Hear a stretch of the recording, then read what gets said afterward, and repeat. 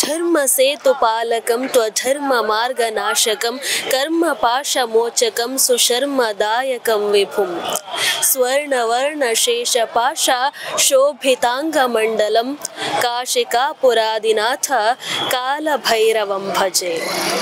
ಎಲ್ರಿಗೂ ನಮಸ್ಕಾರ. ಹರ ಹರ ಮಹಾದೇವ್. ನಾನು ನಿಮ್ಮ ಮುಮ್ತಾಜ್ ಅಬ್ದುಲ್ ನೆಲ್ಯಡ್ಕ, ಪ್ರಯಾಗ್ರಾಜ್ ಮಹಾಕುಂಭ ಮೇಳದಿಂದ.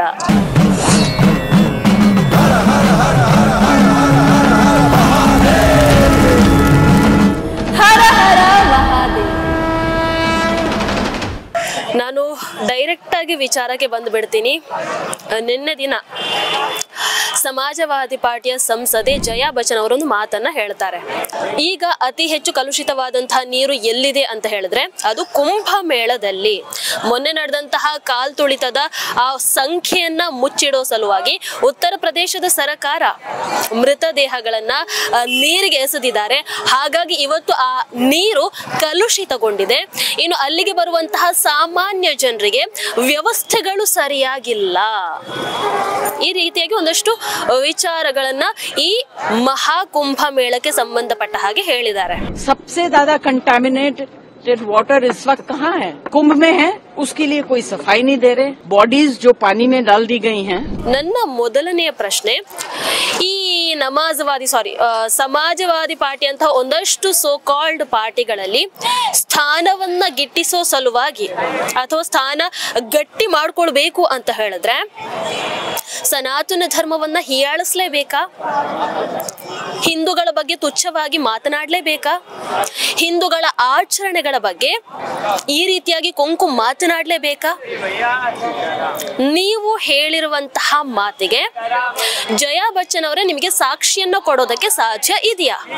ನಾನು ಈ ಮಹಾಕುಂಭ ಮೇಳದಲ್ಲಿ ನಿಂತು ನಿಮ್ಮನ್ನ ಕೇಳ್ತಾ ಇದ್ದೀನಿ, ನಿಮಗೆ ಸಾಕ್ಷಿ ಕೊಡೋದಕ್ಕೆ ಸಾಧ್ಯ ಇದೆಯಾ?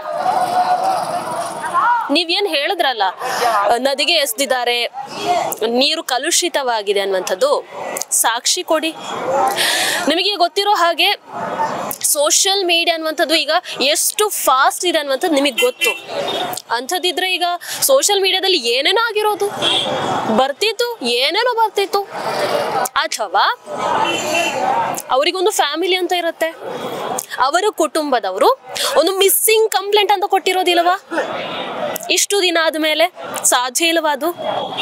ನೀವು ಯಾವ ಆಧಾರದ ಮೇಲೆ ಈ ಮಾತುಗಳನ್ನ ಹೇಳಿದ್ರಿ?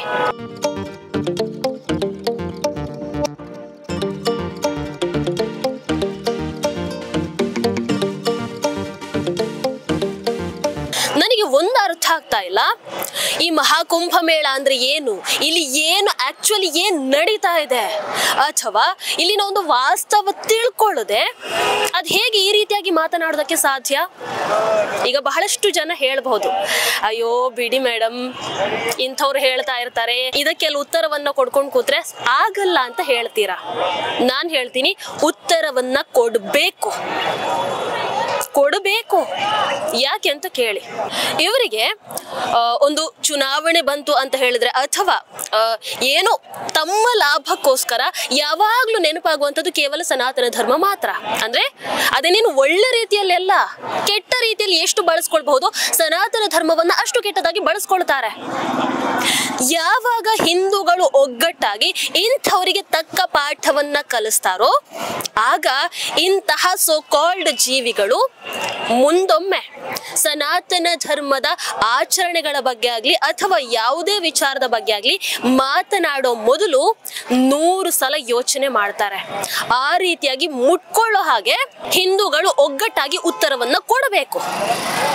ಯಾಕೆ ಬೇರೆ ಯಾವ ವಿಚಾರಗಳ ಬಗ್ಗೆ ಕೂಡ ಮಾತಾಡಲ್ಲ, ಅಥವಾ ಬೇರೆ ಯಾವ ಮತದ ಬಗ್ಗೆ ಕೂಡ ಇವರ ಬಾಯಲ್ಲಿ ಯಾಕೆ ಒಂದು ಮಾತು ಕೂಡ ಬರಲ್ಲ? ಅಥವಾ ಮಾತಾಡ್ಲಿ ಅಂತ ನಾನು ಹೇಳ್ತಾ ಇಲ್ಲ, ಯಾಕೆ ಕೇವಲ ಸನಾತನ ಧರ್ಮ ಮಾತ್ರ ಇವರ ಬಾಯಲ್ಲಿ ಬರುತ್ತೆ? ಇದು ನನ್ನ ಪ್ರಶ್ನೆ. ಇನ್ನು ಇಲ್ಲಿ ಸಾಮಾನ್ಯ ಜನರಿಗೆ ವ್ಯವಸ್ಥೆಗಳು ಸರಿಯಾಗಿಲ್ಲ ಅಂತ ಹೇಳ್ತಾ ಇದ್ದೀರಾ. ಎಕ್ಸ್ಕ್ಯೂಸ್ ಮಿ ಮೇಡಮ್, ಇಲ್ಲಿಗೆ ಬನ್ನಿ, ಮಹಾಕುಂಭ ಮೇಳಕ್ಕೆ ಬಂದು ಮಾತಾಡಿ, ಅಲ್ಲಿ ನಿಂತ್ಕೊಂಡು ಮಾತಾಡೋದಲ್ಲ. ನಾನು ಟಿವಿ ವಿಕ್ರಮದಲ್ಲಿ ಇಷ್ಟು ದಿನ ಬಹಳಷ್ಟು ಜನರ ಅಭಿಪ್ರಾಯಗಳನ್ನು ತಗೊಂಡಿದ್ದೀನಿ, ಕರ್ನಾಟಕದವರು ಸೇರಿದ ಹಾಗೆ ಬಹಳಷ್ಟು ಜನರ ಅಭಿಪ್ರಾಯಗಳನ್ನು ತಗೊಂಡಿದ್ದೀನಿ. ಪ್ರತಿಯೊಬ್ರು ಕೂಡ ಕೇಳೋದಕ್ಕೂ ಮೊದಲು ಹೇಳುವಂತಹ ಮೊದಲ ಒಂದು ಎಕ್ಸ್ಪೀರಿಯನ್ಸ್ ಏನು ಗೊತ್ತಾ, ಇಲ್ಲಿ ವ್ಯವಸ್ಥೆ ಅಂತ ಅದ್ಭುತವಾಗಿದೆ. ಅಯ್ಯೋ ನಮ್ಮ ಊರಲ್ಲಿ ಅಲ್ಲ ಒಂದು ಜಾತ್ರೆ ಮಾಡಿದ್ರೆ ಅಷ್ಟು ಜನರನ್ನ ನಮಗೆ ಸಂಭಾಳಿಸೋದು ಕಷ್ಟ, ಅಥವಾ ಅಲ್ಲಿ ಒಂದು ಸ್ವಚ್ಛತೆಯನ್ನ ಕಾಪಾಡೋದು ಕಷ್ಟ. ಹಾಗಿರುವಾಗ ಇಲ್ಲಿ ಲಕ್ಷಾಂತರ ಕೋಟ್ಯಾಂತರ ಭಕ್ತಾದಿಗಳು ಬರ್ತಾ ಇದ್ದಾರೆ. ಅದ್ ಹೇಗೆ ಇಷ್ಟು ಅಚ್ಚುಕಟ್ಟಾಗಿ ಇವರು ಈ ಒಂದು ವ್ಯವಸ್ಥೆಯನ್ನ ಮಾಡಿದ್ದಾರೆ? ಮೋದಿಜಿಗೆ ಹ್ಯಾಟ್ಸ್ ಆಫ್, ಯೋಗಿಜಿಗೆ ಹ್ಯಾಟ್ಸ್ ಆಫ್ ಅಂತ ಹೇಳ್ತಾ ಇದ್ದಾರೆ. ನಾನು ಇಲ್ಲಿ 10 ದಿನಗಳಿಗಿಂತ ಹೆಚ್ಚಾಯ್ತು ಇದ್ದು, ನಾನು ಅದನ್ನೇ ಹೇಳ್ತೀನಿ. ಮಹಾಕುಂಭ ಮೇಳದಲ್ಲಿ ನಿಂತು ಹೇಳ್ತಾ ಇದ್ದೀನಿ, ವ್ಯವಸ್ಥೆಯಲ್ಲಿ, ಇಲ್ಲಿನ ಸೆಕ್ಯೂರಿಟಿ ವಿಚಾರದಲ್ಲಿ, ಇಲ್ಲಿನ ಸ್ವಚ್ಛತೆಯ ವಿಚಾರದಲ್ಲಿ ಎರಡು ಮಾತಾಡೋ ಹಾಗೆ ಇಲ್ಲ. 100 ಔಟ್ ಆಫ್ 100 ಅಂತಾನೆ ಹೇಳ್ಬಹುದು.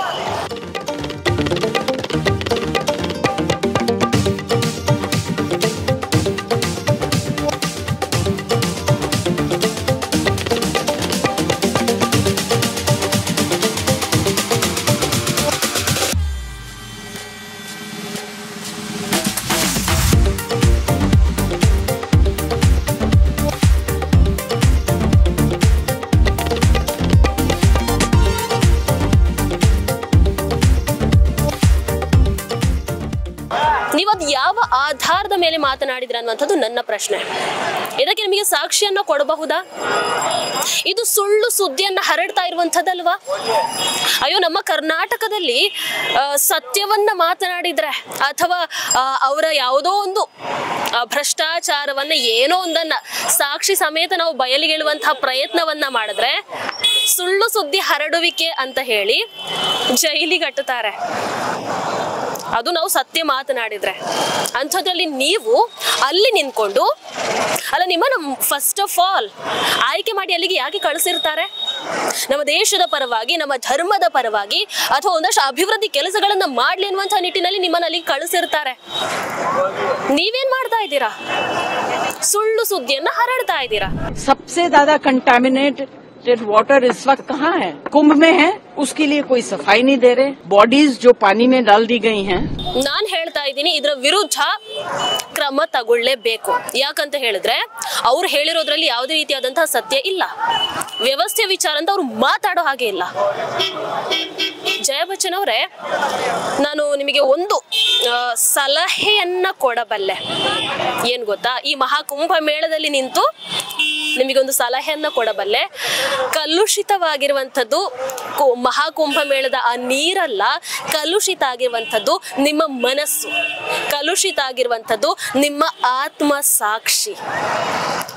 ದಯವಿಟ್ಟು ನೀವು ಈ ಮಹಾಕುಂಭ ಮೇಳಕ್ಕೆ ಒಂದು ಬಾರಿ ಬನ್ನಿ. ಈ ಆಧ್ಯಾತ್ಮಿಕ ವಿಸ್ಮಯದಲ್ಲಿ ಪಾಲುದಾರರಾಗಿ ಒಂದು ಬಾರಿ ತ್ರಿವೇಣಿ ಸಂಗಮದಲ್ಲಿ ಮಿಂದೇಳಿ. ನಿಮ್ಮ ಎಲ್ಲ ಸಮಸ್ಯೆಗಳು ಕೂಡ ನಿರ್ಮೂಲನೆ ಆಗತ್ತೆ, ನಿಮ್ಮ ಆತ್ಮ ಶುದ್ಧಿ ಆಗತ್ತೆ. ಇದು ನನ್ನ ಒಂದು ಸಲಹೆ ಈ ಮಹಾಕುಂಭ ಮೇಳದಿಂದ, ಮುಮ್ತಾಜಿಂದ. ಹರ ಹರ ಮಹಾದೇವ್.